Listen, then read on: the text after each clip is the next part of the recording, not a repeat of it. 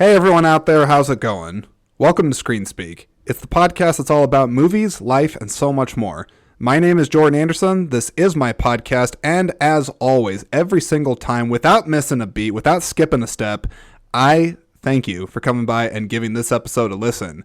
Or any of my episodes. I don't really, frankly, care which ones you listen to, except this one would be good because this is an exciting one for me, personally. So this episode is going to be the first in what I would call a series of episodes that are all connected to the recently wrapped up 2023 Cedar Rapids Independent Film Festival held in Marion, Iowa at Collins Road Theaters. As you all remember, and I'm sure you saw on my Instagram, if you follow me there, or I believe I've posted about it on Facebook, I know I promoted it a couple of times in previous episodes. My podcast was on site at the festival, and I will tell you what, that was such a unique experience, and honestly one that I'll never forget. I really did, I think, get a lot out of it, and I will be sharing my full thoughts on that in a more in-depth episode with the festival director and the founder of the festival. That episode will be coming out here in the near future. Don't know when just yet. We haven't got it scheduled, but soon. So all my festival thoughts will be in that. But for now, I will tell you this. At the festival, I was fortunate enough to be able to talk with a number of different filmmakers, actors, producers, writers, people that were behind the camera or in front of the camera that were involved with the making of a number of these films that were screened at this festival. So it was very, very exciting just being able to meet so many different people that are in the world of filmmaking, especially here in Iowa, because you don't always associate Iowa necessarily directly with film. But there's actually quite a bit of things that are going on here, and I learned an awful lot from going through this festival experience. So it was awesome. So what this first episode is quite literally the first conversation that I had at the festival. This gentleman that I have on, his name is Dillon Jacobson. He is a film student at the University of Iowa. I believe he said he's in his third year. He'll graduate, I think, in spring 2024. But he had a short film that he submitted for this festival called Large. All the information about this short is in the description of this episode, and of course we'll talk about it on this episode, so you'll learn all about it by listening to the conversation. But he had submitted the film as part of this festival, and his film was selected out of the 99 some odd films I think that were submitted. So he was one of the 51 films that got submitted for official consideration in this festival, which is pretty cool. Kind of a funny story on how the conversation actually got started. So this was on Friday of the festival, and I admit I was kind of getting my bearings at the festival. Wasn't exactly sure what to expect. Wasn't exactly sure how it would all play out, or frankly, how best I should spend my time there.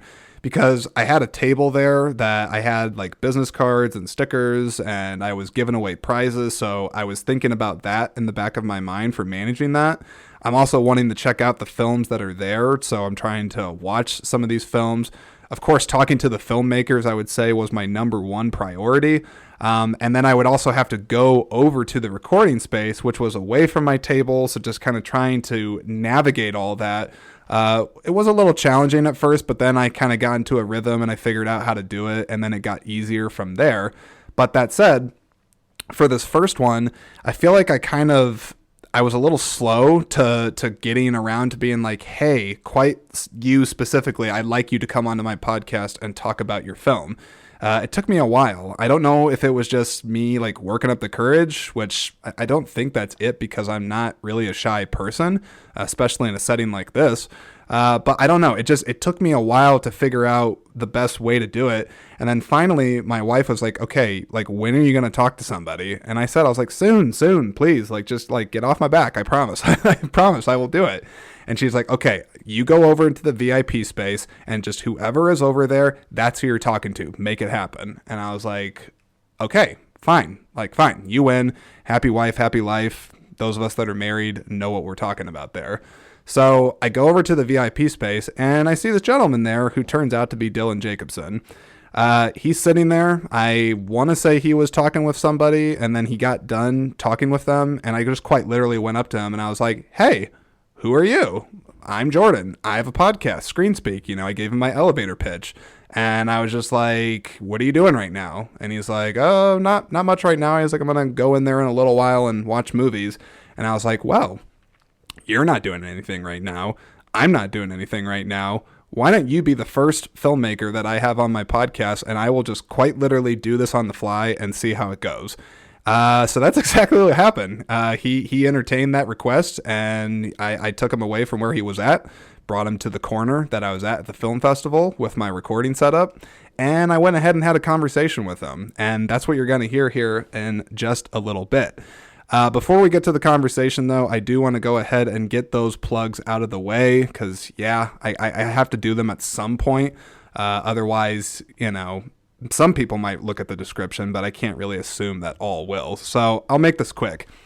If you have not done this already, please go ahead and do so. Hit the follow button while you're here. That way, I'll ask you multiple times, I guess, to do this because I can't specifically know if you personally did this. But please go ahead and hit that follow button so that you don't miss out on any future content.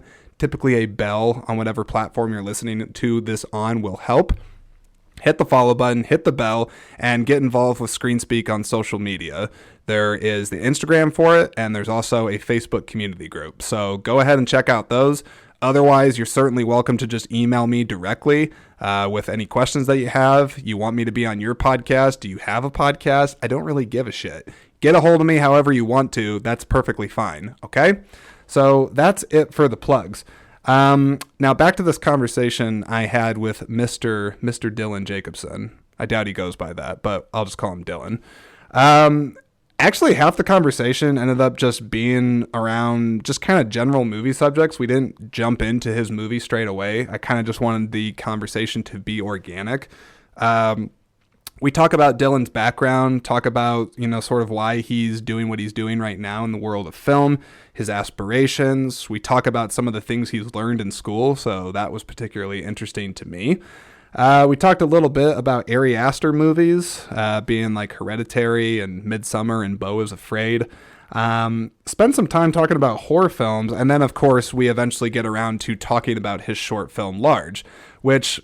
Cool thing on this episode is that if you check out the description, I actually have a link for the short film because it is available to watch on Dillon's YouTube channel. So that link is also in the description of this episode. So definitely go ahead and check that out.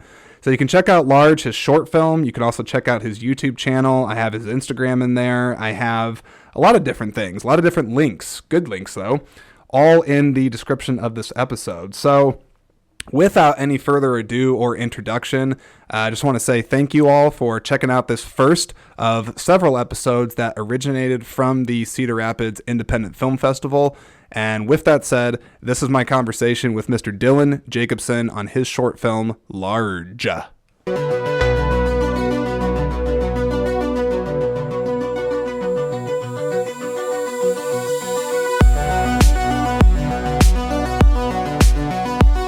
I told one of my deepest, darkest secrets to a total stranger. Yeah, it's true. I was gonna say we don't even hardly know each other that well. We met literally about I don't know, like 5-10 minutes ago, something like that. I don't know. And if this part's going in, then nobody's gonna know about it. That's true. It's very true. So you got a movie at this festival. Yeah. It's Large. I made it for a film production course last semester for college. I'm a University of Iowa cinema student. Nice. Yeah, I transferred there from Marshalltown Community College where I studied digital media and broadcasting. Mm-hmm. And I'm in my technically my third year. At this point, like it's so convoluted, like what year I'm in, because now you can like take credits in high school. And it's different now. Yeah. Yeah, I took enough credits in high school to graduate community college in 2 semesters. So I got that taken care of, got my gen eds out of the way. And I'm set to graduate in spring of 2024, given that I pass all my classes, which at this point I'm not concerned about, but we'll just have to wait and see. So what's they always ask anybody that's in college this question, but what are you going to do after you graduate? I'm actually, I've actually started networking already with some people, and I've gotten to know some really, really awesome film producers. Yeah. So, they're keeping me in the loop with their projects as they're going on. They're very oriented around, period pieces, especially in the early 18th and late 18th and early 19th century. Why are they oriented towards that? Well, I guess I should say instead it's the actual 19th and 20th century, because it's like, yeah. So late 80s, early 90s. It's just where like a lot of like really major wars happened, and I know that they're really oriented around I guess researching those things, because those things are absolutely fascinating. Mm-hmm. But yeah. And it's just something that a lot of people, I guess, in this level of the industry is not really doing at this point. Like everybody is making like slices of life and and horror films, and there's nothing wrong with that. But it's just like, if you want to break out into your own like niche, then you got to find something unique. And these guys are history buffs, so they just happen to really like those too. I know when I think of history buffs and film, and there's certainly probably several I could mention, but for some reason the one that comes to mind is like Robert Eggers. He did The Northman and the Witch, and those are all very period piece films, and he's very much like a history major. But I guess, you're right now that I think about it, because I'm trying to think of anybody in, as you say, this level of film that are kind of touching this. Like, the silence right now is because I'm really trying to draw a name, and I'm like, I can't. Yeah. I'll kind of go on. So, I mean, we're hopefully making names that are doing that right now as well. So, so I guess to answer the question fully, I'm going to be constantly like hoping I'll be continuing to work with those people. Basically, any job that gets me behind a camera or working at an editing table, just working with video or audio is where I'm looking at. I'll go anywhere. I'll go where I'm called. If anybody is looking for somebody come after spring 2024, I mean, it's a very specific time. Why that time? Yeah. Other than, of course, you're in school. Yeah. I'll be graduating then, of course, given I graduate, I pass all my classes. But yeah, I'm currently just like really focused on my studies right now. And honestly, my experience I go to the University of Iowa. Yep. I'm a cinema student. They have like a really, really cool program with some really cool people. And I'm very oriented towards production, and they have a pretty wide array of those things that are offered to students. Mm-hmm. Mm-hmm. Why the orientation to the production side specifically? I definitely think that I don't know. My dad's an engineer. Okay. And he definitely thinks that I guess his worldview has kind of influenced me. So basically, I told myself that I need to have a set of practical skills that I can apply to basically anywhere, and well, not anywhere, but just like in the area that I'm really interested in. Mm-hmm. And it has to be, I guess, tangible and practical. And the thing is, with the film production side, you can tell whether or not like a shot is in focus or not. Mm-hmm. But it's harder to tell, especially for like I guess laymen that aren't like classically trained, like what a shot means, which is I guess what a lot of film academics are more tailored towards. And there's definitely the academia side, obviously, since it's a college, and it's required for me to take those things. But yeah, I definitely think that there is a side of film theory that aids in film production. Mm-hmm. But it's again, I said it's easier to tell whether or not a shot is good and in objective terms than critical. And what side of the production? I mean, like you said, behind the camera, but can you be more specific? Like what side of that? I would probably either be operating the camera or actually pulling focus, which I've done both of those before. Mm-hmm. I've worked with DSLR cameras. Mm-hmm. I've worked with TV cameras, most of them through college. So pretty much just producing more narrative content is what I'm looking for. That's the ideal situation right there. Yeah, I was gonna say. I mean, like, now just going back to like the basics of just like your love of movies. I mean, like, is the reason you're doing this, aside from just, you know, what you said about your father and kind of giving you practical tools, but I mean, I'm assuming you must have a love for movies at your core. Oh yeah, absolutely. And I think as I've absorbed more, especially since I now basically homework is watching movies now.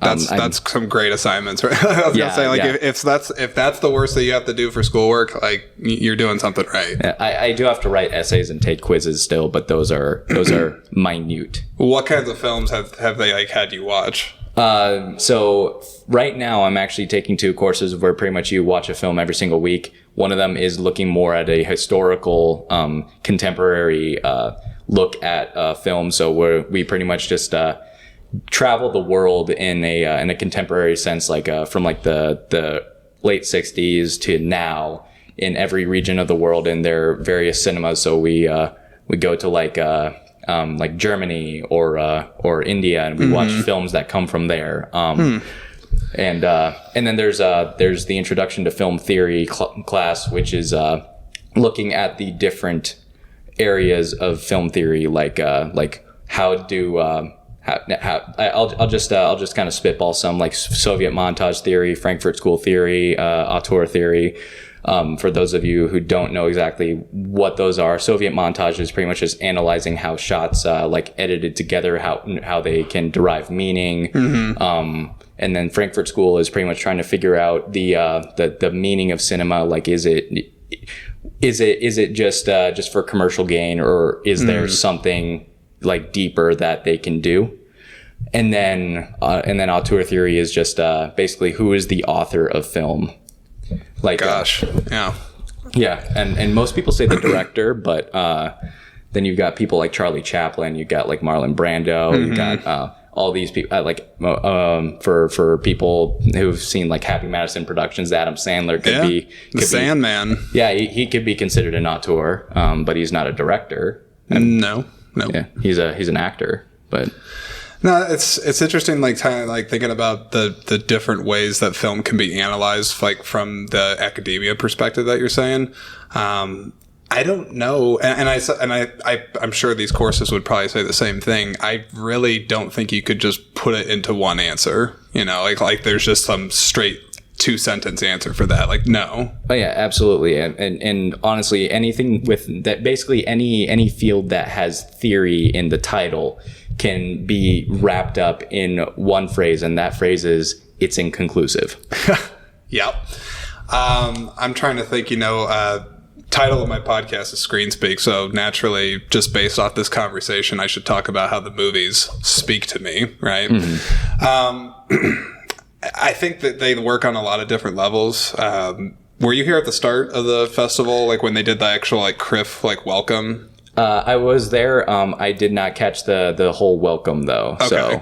So shout out to Scott Chrisman, the founder of the festival, but he said something that really rung true, and I'll probably paraphrase a little bit, but he basically said how it doesn't really matter like where the film is coming from, but ultimately like the stories and the emotions that are felt within it can reach broader audiences and people that ordinarily you wouldn't come in contact with, and that you're really able to empathize with other people's human experience, basically, and just draw in a lot more meaningful connections in life than what someone that maybe just kind of lives in their own bubble would get to.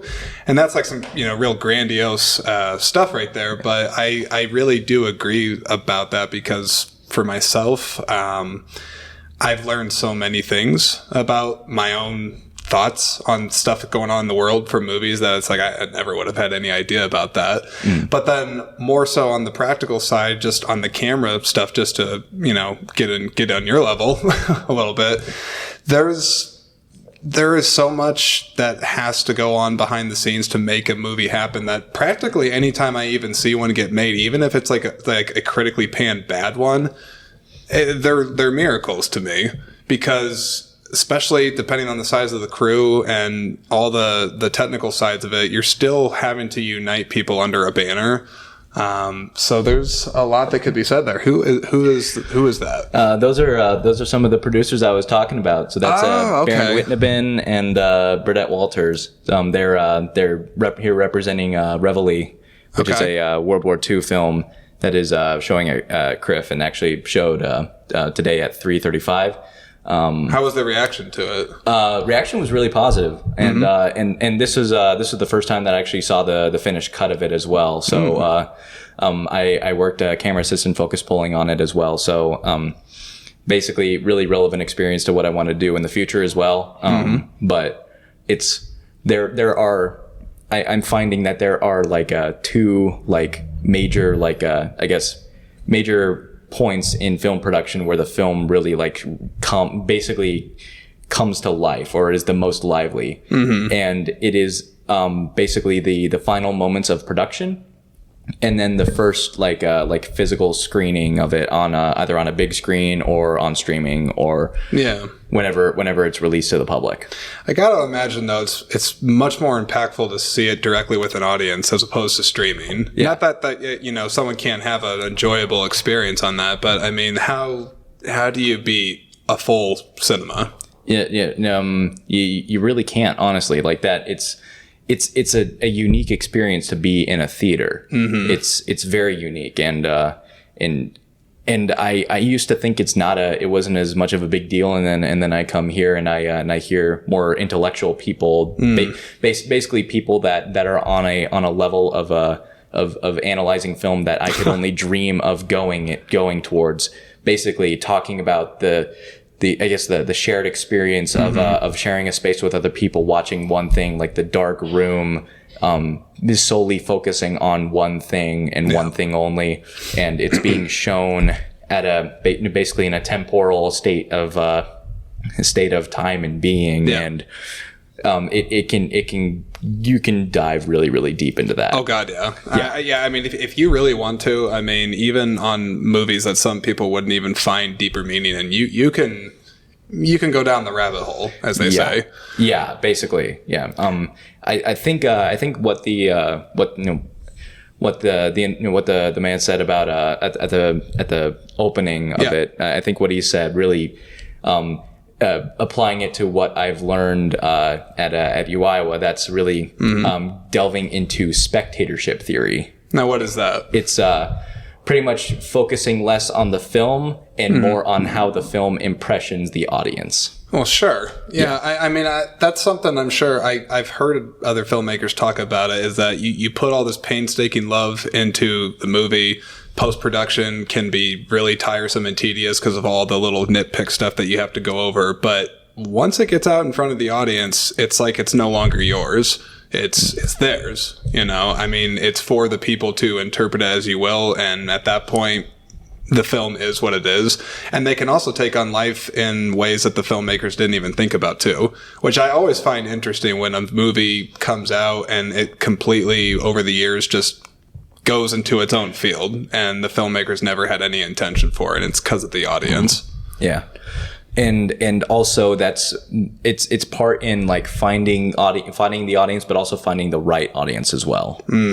Yeah. Trying to think how do you think they find the right audience? Like focus groups or something like that? Yeah, they're definitely more focused areas of film that people tend to go towards. You can basically, like, there are like genre specific film festivals that people go to. Then there's demographic specific film festivals as well, and I feel that those are really, I guess, revolutionizing how people, like, within those people that are like horror buffs go and watch horror films, and they view it more. I guess they view it in a way that somebody that doesn't really like horror wouldn't view it as. To actually put my own I guess spin on it. One of my favorite horror films is Ari Aster's Hereditary. I gotta confess, man, I've never seen it. You are missing out, my friend. I am sure I am. I have heard a lot of good things about it. I've sat. You're gonna kill me. I've never seen Midsummer as well. Yeah.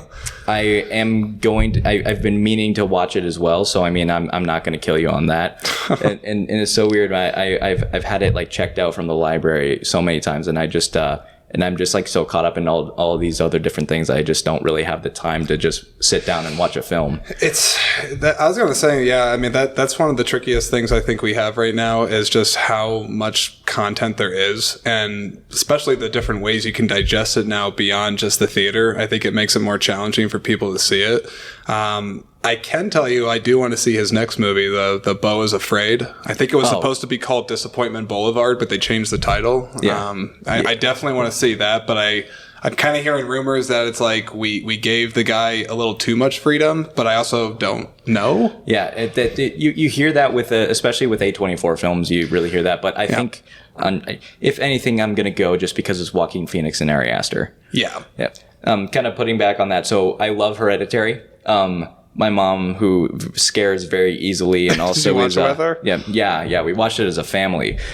Scolded my dad, basically saying that he should basically you should have done your research before checking out this film because it is so evil and bad and terrible. Oh God.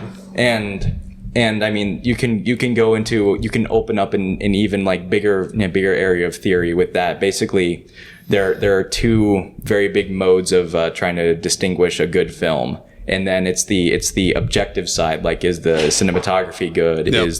is the story good, but then also the content and how it speaks to you. And that's why finding the right audience is another really big thing, because I know I would go to a horror specific film festival. I would love to do that. And I don't think I would bring the family though, because they're not. Did you ever? Did you watch horror movies as a kid?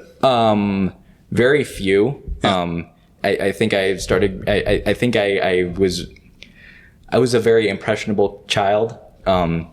So I remember a very vivid memory of me as a kid. I was at one of my friends' houses, and we were hanging out in his room. We were like playing Legos or like Mario Kart or something like that. And I needed to use the bathroom, so I go out, and his older sister, who was basically with all of her friends, and they're in there and they're watching Pet Sematary. Oh God! And it's the and spoiler warning for anybody that wants to watch it. Tune out for the next like 15 sequence. It's the scene. And also if anybody's squeamish. Is it a little boy in the semi or? Yeah, no, not the little boy in the semi. It's the reanimated boy, and he comes out with the knife, and he cuts the Achilles tendon of the You better stay out of the Pet Cemetery. That guy. Yeah, right? Yeah, that guy. Can't think of what the hell his name is. I think it's Jeb. I think you're actually right. Yeah. But yeah, he cuts the Achilles tendon, and then he just starts like basically just stabbing him, and I'm just like sitting there. Yeah. I didn't have to go to the bathroom to relieve myself after that.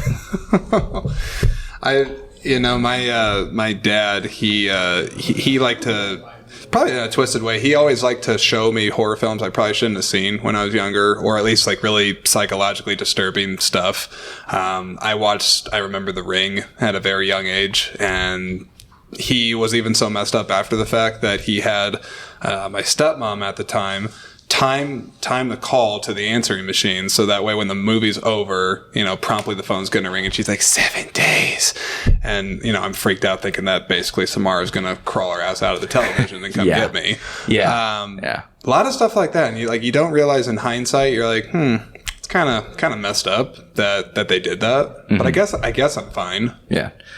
There's an interesting basically I will watch something and I will experience it for the first time, but then I'll watch it and I'll think about it again in retrospect, and I'll rewatch it, and instead of like thinking, oh, that was a scary monster, I'll be like, okay, is that practical, or did they have some sort of like special effects with it? So you think more about like the logistical side of how they actually pulled it off. Yeah, and this is a tip for anybody that wants to get over their, I guess, quote unquote fear of horror films, which I mean, I guess I guess the point of horror is to be afraid. But there's a lot of people that shy away from it because they don't like the feeling, the literal physical symptoms that come with being afraid. Yeah, I got you. But if anybody like has that issue and they want to watch horror films like with their friends or anything like that, think of the logistics. Think about how they did it. Yeah, because at the end of the day, I mean, it's just like there's somebody behind that camera.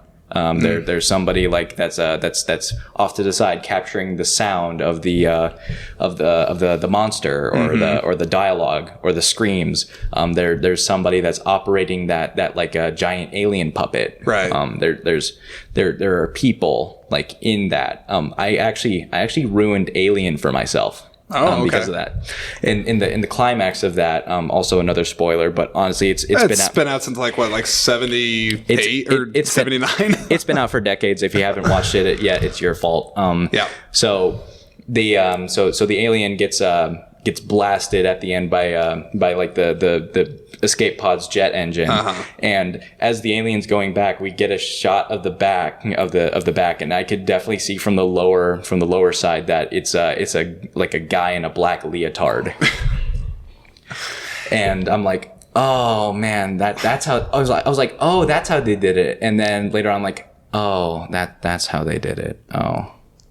Does that ever take the enjoyment away, though? I mean, because to your point, it's like, yes, if you're someone that has a hard time watching the movie, then that might help. But then because of having that knowledge, it kind of takes away the suspending of disbelief, right? So that's another thing. I force myself to just enjoy the film the first time I watch it. Just don't think about any of that. Yeah. And I think that was spawned actually from me watching Alien. So because I thought about that, like I recognized that immediately, and I'm like, I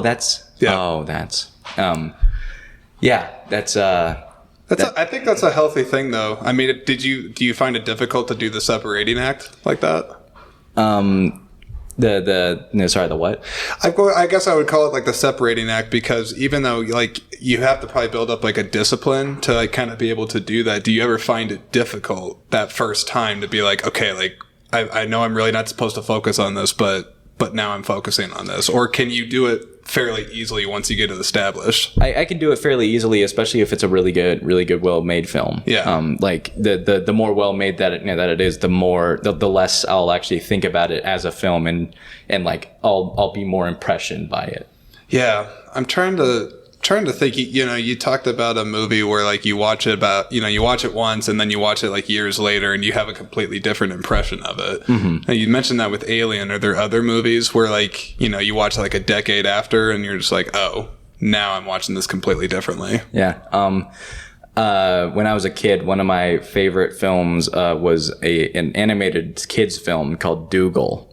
Okay, can't say I've heard of that. Yeah, it's I don't know. It's a very poorly animated film. I guess not very poorly. It's well lit, but it's very low poly in my opinion.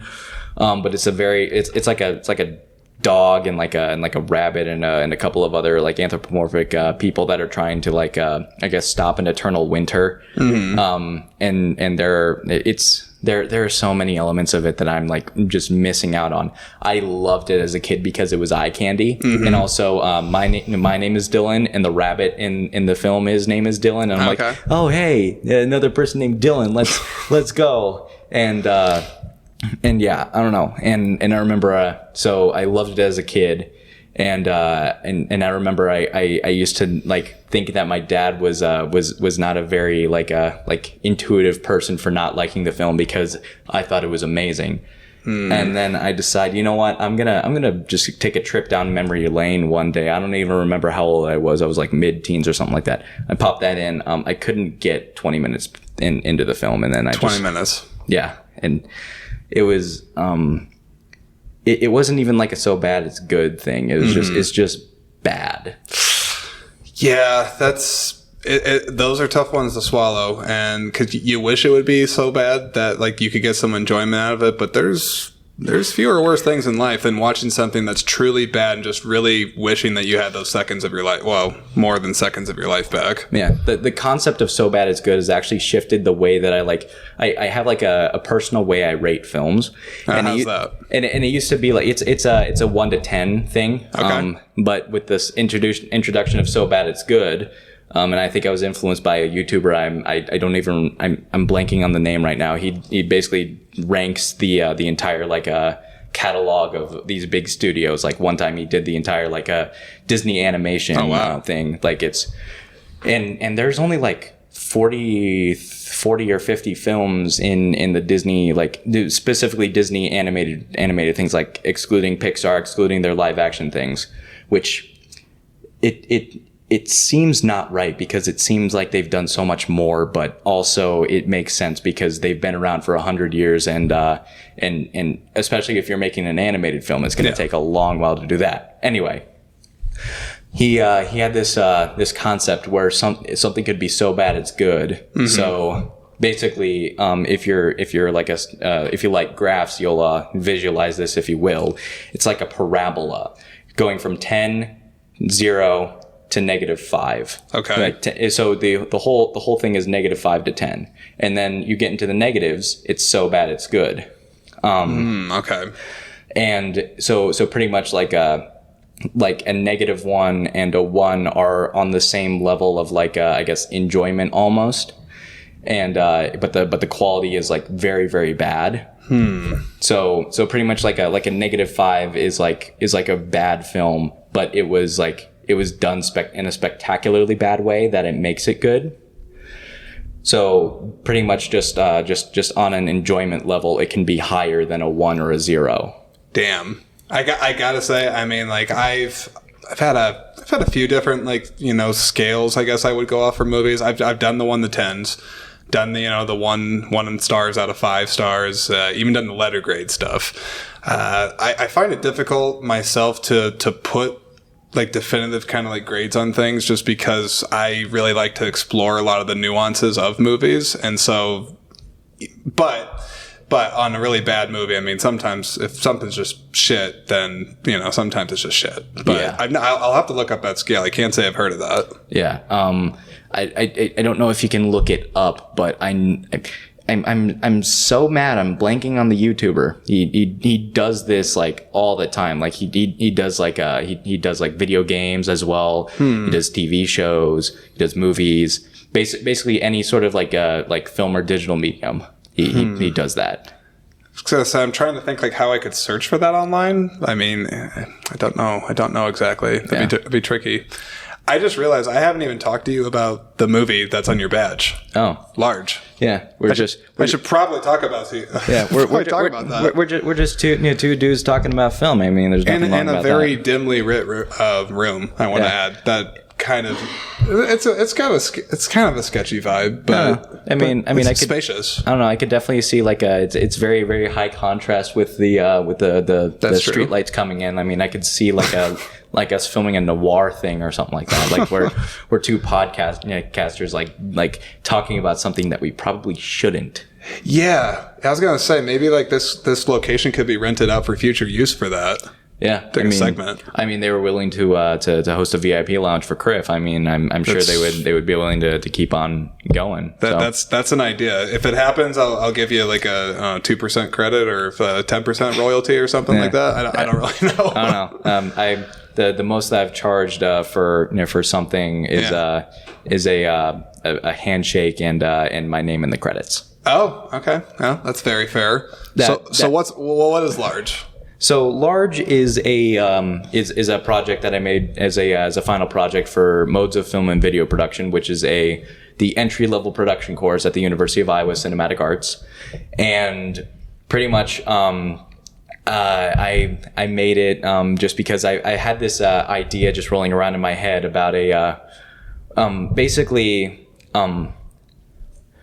I was told one time that by somebody that you should write about what you're afraid of, or make a film about what you're afraid of. And what are you afraid of? Losing my ambition. Why is that so scary? just because like I don't know, it's just like I feel like I have something really good going on right now, and if I were to lose that, I feel like that would be like very detrimental to like myself, my life, my life goals, my outlook on the world. But yeah, and yeah, the thing about writing about what you're afraid of, I mean, it's if you wrote about what you're afraid of all the time, all you'd make were horror films. So getting into the more nuanced psychological fears as well is really helps you kind of expand out. So that was the concept, and then somewhere down the line, I came up with the idea for this film in my final year of high school. Okay. And there was this like an ambassador or like a motivational speaker who came to basically a bunch of schools got together, and they gathered in this and like this our gym is at my high school is really large, so a bunch of local schools came by, and there was a speaker that came by, and pretty much he was just reciting a bunch of different mantras, like you need to are you entitled to a good life? Are you feeling like that life is happening to you? A bunch of these like I don't know, these phrases that essentially mean nothing. Right. And he would talk for like 5 minutes, and then he would pick somebody out from the crowd and pass them a basketball and play one-on-one with him for a little like a couple minutes, and then get back to his thing, and then pick out another person from the crowd, and they would like play horse or something like that. I don't know. And I remember just sitting there like whenever I wasn't on my phone scrolling through Instagram or TikTok or something like that, I would just think, man, this guy is this guy is getting paid for this. Right. This is like a, I don't know. This is like a scene straight out of like a bad high school film. Mm-hmm. So I kept this character as of a motivational speaker in my back pocket. Yeah. And then eventually, like I started getting perspective on how I could get and bring these things together. So pretty much, one of my high school friends is acting in this, and he pretty much plays the unambitious the man I'm afraid to become, the unambitious me. And pretty much after a long like week at his dead end 9 to 5, he decides that he's just gonna take some time to relax and just order a pizza in. Okay. And is that a large pizza? He gets basically they're doing a promotional offer where they're doing free delivery for all medium pizzas. So he's gonna get a large, but then he's convinced, okay, I'll get a medium for the free delivery, whatever. Right. And then he doesn't want to admit that he's just like basically internally he's just like, man, it happened again. Oh well though. Oh well, it's whatever. Mm-hmm. So he's just like pretty much accepting that that this is his life. Life is just gonna keep on doing this to him. He's gonna make decisions that he's gonna regret. But you know what? It's okay. And then he turns the TV on, and there's a motivational advertisement that comes up. Mm-hmm. And I don't know. I took a bunch of the mantras that I heard over and over again, and I put them into this conglomeration of a motivational advertisement, and I actually play the motivational speaker in this. So it's so it's me doing an exercise montage and pretty much just walking down my county road with my the University of Iowa's intro level camera on a gimbal, and I'm just talking, and I'm just like pretty much saying, are you in control of your life, or is life in control of you? All these buzz phrases and whatnot. Yeah. Have you told yourself that you're gonna try again tomorrow, or it's not worth the hassle? Yeah. So pretty much that's how it comes about. So the character gets the motivation to pretty much the motivational speaker's like purpose is like minutely bastardized by this guy that needed the motivation to not go out and like exercise or like try and change his life or become more ambitious, but just to call back the pizza place and order a large. That's interesting, actually. Yeah, because like you're kind of showing how. I mean, well, I need to see this so I can fully understand it. But it just sounds like that by the person like going ahead and taking all this information and just to do something that minute shows the power of motivation, but like certainly I'm trying to say ironic way. Yeah, I also think it's also more realistic as well, just because like you aren't going to completely change your life just because you saw some guy yelling at you from a TV screen. You might get like that rush of like a positive feeling, like if you really connect with somebody's positive words and whatnot. But I would agree with you. It's not like just suddenly tomorrow I'll stop doing this thing that's been holding me back, and then all of a sudden all the opportunity is right there for me. Yeah. That's realistic. Yeah.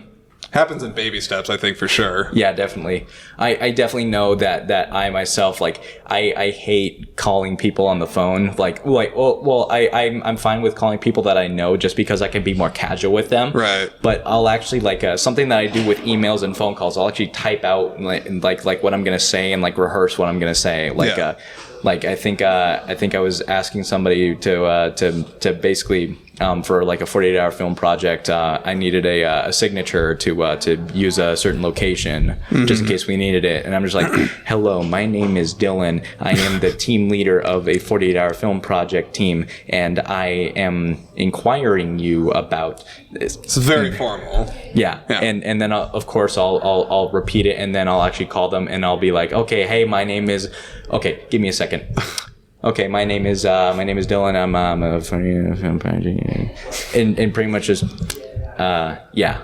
So it's even more realistic, as in just it's motivating yourself to call somebody back, to call a place back. Yeah, it's interesting to think that even an act as small as what you're talking about, which is purely just placing a phone call, could be provoked out of something brought out of like a motivational thing like that. Because like to a lot of people, you think like, what's the big deal? Just pick up the phone and do it. But there are definitely people out there that have a lot of different reasons, I'm sure, for why they're basically couch potatoes and don't do anything. But yeah, that's interesting, man. That's really interesting, actually. I'll definitely need to watch the movie. Is it playing tomorrow? It's playing. Or is it maybe? I guess what time is it right now? It's playing on Sunday. Sunday. So it has that's right. That's right. You told me at the beginning that Student Sunday. Yeah, it's both of the screenings are happening on Student Cinema Sunday. There's one in Theater 1 and then another one in Theater 2. I think the Theater 2 one is before then. Okay. But yeah, I mean, I'll be here for the whole festival, so I want to check out as much as I can. Oh yeah. And I mean, if you do miss out on it, then it's on my 48-hour film project team's YouTube channel, just because enough people worked on it. What's the channel called? It's called CLD Films. I'll put all this in the description of the episode. Okay. Yeah. So it's CLD Films is the YouTube channel. You can find a couple of 48-hour film projects that we've done.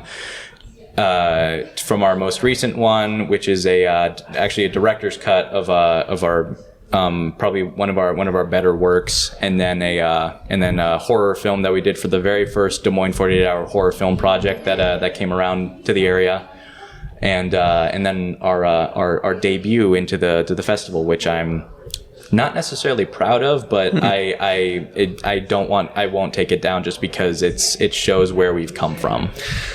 It's an interesting thing. I mean, for when you have content that like you have like your issues with, and you're just like almost sometimes embarrassed about, not saying that's what this is for you, but I can tell you as a content creator myself, I got some shit out there where I came very close to like hitting the delete because somebody could see it and be like, oh geez, like they're going to get the wrong idea or something like that. But I try to be real with myself and just say, that stuff is, for better or worse, a representation of who you are at that time, and it is what it is. Like you can't take it back, and without that stuff, I don't think you get to where you're at right now.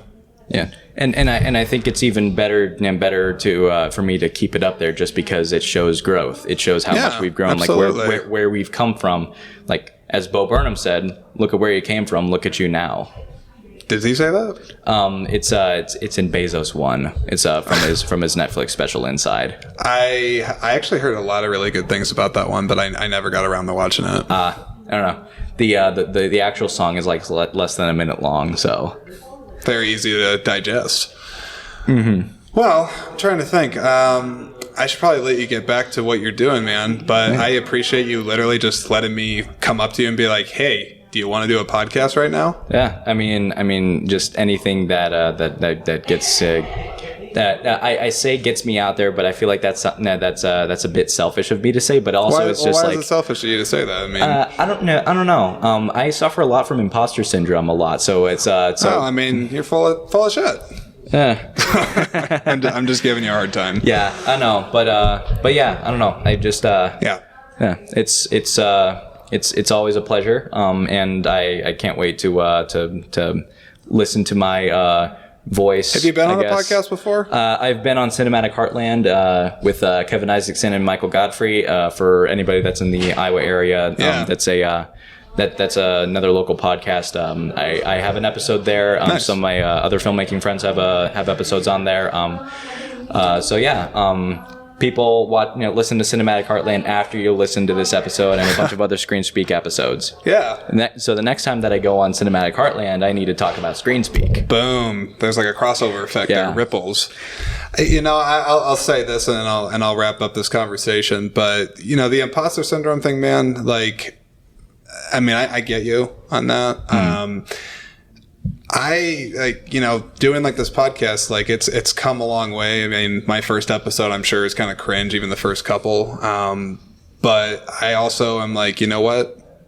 I care about this a lot, and only me can really make it better. And I'm like, there's not really like sure, I could like judge this off of like some really successful podcast and be like, oh, like I'm not them yet. But like, fuck it. I mean, like I am who I am, and this is an expression of myself, and I just have to keep doing it and getting better. And I know I will not please everybody. Yeah. And the thing that really keeps me going is, especially when comparing myself to others, I say, my internal voice says, you are not like them. And I say, yes. And I'm glad, because I get to be me. I used to use this quote fairly often, and I think this is fitting to end it on. It's Oscar Wilde, I believe. He says, be yourself because everybody else is already taken. I think that rings true. Yeah, absolutely rings true, and I will let you have that to end it. So I'll marinate on that one a little bit after this. All right.